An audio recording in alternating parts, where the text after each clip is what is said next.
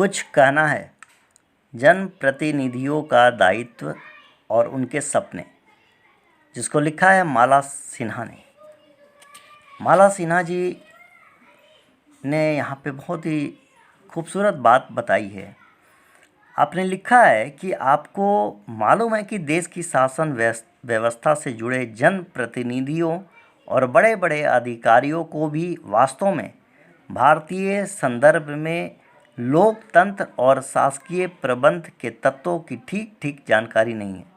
लोक प्रशासन से उदत शासकीय व्यवस्था विदेशी विद्वानों के द्वारा लिखे गए वो सिद्धांत जो भारतीय संदर्भ से लगभग बेकार सिद्ध हो रहे हैं। शासन में मौजूद लाल फीताशाही, भ्रष्टाचार और आम जनता को छोटा समझने वाले तंत्र के द्वारा शोषण के हजारों उदाहरण सामने हैं, जिसकी वजह से आम जनता का विश्वास नेता, अफसर और पुलिस प्रशासन से उठ गया है। इसीलिए ज़रूरत इस बात की भी है कि हम ये भी जानें कि प्राचीन हिंदुस्तान में लोक प्रशासन और लोकतांत्रिक तंत्र कैसा था। उन दिनों ऋग्वेद तथा कौटिल्य साहित्य के अनुसार सभी नागरिकों को वोट देने का अधिकार नहीं था। वर्तमान सांसद या संसद की तरह ही प्राचीन समय में परिषदों का निर्माण किया गया था, जो वर्तमान संसदीय प्रणाली से मिलता जुलता था। तत्कालीन समय में वोट को छंद कहा जाता था। चुनाव की देखरेख करने वाला भी एक अधिकारी होता था, जिसे लाका ग्राहक कहते थे। वोट देने के लिए 3 प्रणालियाँ थी। पहला गुढ़क गुप्त रूप से, अर्थात अपना मत किसी पत्र पर लिखकर जिसमें वोट देने वाले व्यक्ति का नाम नहीं आता था। दूसरा था विवितक, यानी प्रकट रूप से। इस प्रक्रिया में व्यक्ति संबंधित विषयों के प्रति अपने विचार सबके सामने प्रकट करता था।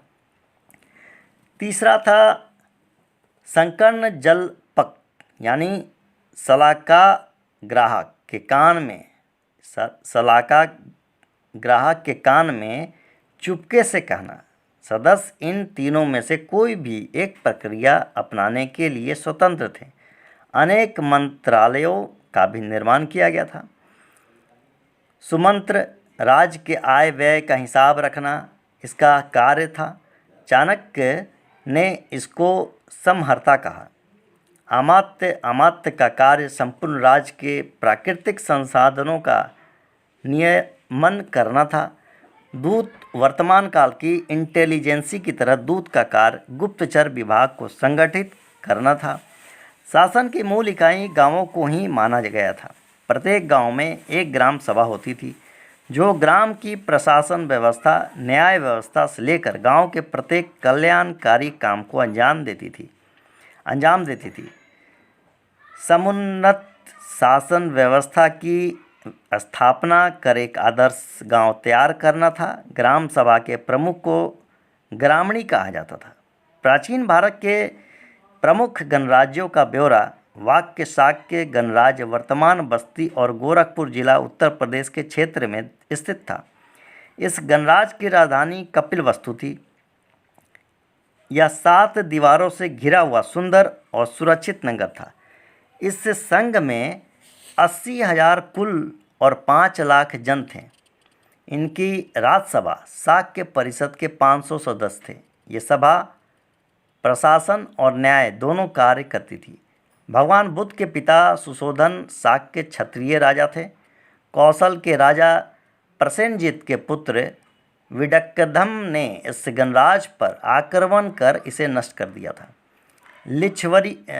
लिच्छवी गणराज्य गंगा के उत्तर में वर्तमान उत्तरी बिहार क्षेत्र स्थित था, जिसकी राजधानी का नाम वैशाली था। लिच्छवी क्षत्रिय वर्ण के थे। वर्धमान महावीर का जन्म इसी गणराज्य में हुआ था।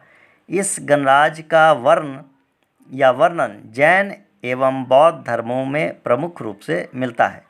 वैशाली की राज्य परिषद में 7707 सदस्य होते थे। अंततरु मगधराज अजातशत्रु ने इस पर आक्रमण करके इसे नष्ट कर दिया, परंतु 4th शताब्दी ईस्वी में यह पुनः एक शक्तिशाली गणराज्य बन गया। वजी लक्ष्मी विदेह कुंड ग्राम के ज्ञात्रिक गण तथा अन्य 5 छोटे गणराज्यों ने मिलकर जो संघ बनाया उसी को वज्जी संघ कहा जाता है। मगध के शासक निरंतर इस पर आक्रमण करते रहे। अंत में यह संघ मगध के अधीन हो गया। अम्बस्ट यानी पंजाब में स्थित इस गणराज्य के शासक पुरु यानी पोरस के भय से सिकंदर ने अंततः इनसे युद्ध न करके संधि कर ली थी और वापस लौट गया। वर्तमान अम्बस्ट कायस्थ का विकास इसी गणराज्य में हुआ था। अग्रय वर्तमान अग्रवाल जाति का विकास इसी गणराज्य में हुआ है। इस गणराज्य में भी लोगों ने सिकंदर की सेनाओं का डटकर मुकाबला किया। जब उन्हें लगा कि वे युद्ध में जीत हासिल नहीं कर पाएंगे, तब उन्होंने स्वयं अपनी नगरी को जला लिया। इसके अलावा अरिष्ट, औटुंबर, कंठ, कुनिंद, क्षुद्रक, पातानप्रस्थ इत्यादि गणराज्यों का उल्लेख भी प्राचीन ग्रंथों में मिलता है। कहना पड़ेगा कि लोक प्रशासन के तत्वों का ज्ञान होना चाहिए, लेकिन इससे भी अधिक महत्वपूर्ण है कि जनप्रतिनिधि के आँखों में अपने क्षेत्र के विकास के ही सपने होने चाहिए। क्षेत्रों के जनता की समस्याओं की पूरी जानकारी होनी चाहिए। अविकसित क्षेत्रों की पहचान के साथ विकास की योजना का मास्टर प्लान तैयार करने की दृष्टि भी जरूरी है, ताकि विशेषज्ञों की सहायता से इसे तैयार किया जा सके। क्षेत्र की जनता के साथ लगातार सरोकार होगा, तभी जन समस्याओं और उन्हें पूरा करने की राह मिलेगी। रिटायर्ड अधिकारी और निठल्ले बैठे पूंजीपति या घर बैठी महिलाओं को जबरन जनप्रतिनिधि बनाकर आरक्षण का लाभ लेने की होड़ चल रही है, जो विकास की दृष्टि से समाज के लिए आत्मघाती है। बड़ा ही सुंदर माला सिन्हा जी ने के विचार हैं। इसे समझना चाहिए और इसको समझकर इस पे अमल भी करना चाहिए। माला सिन्हा जी को बहुत बहुत धन्यवाद।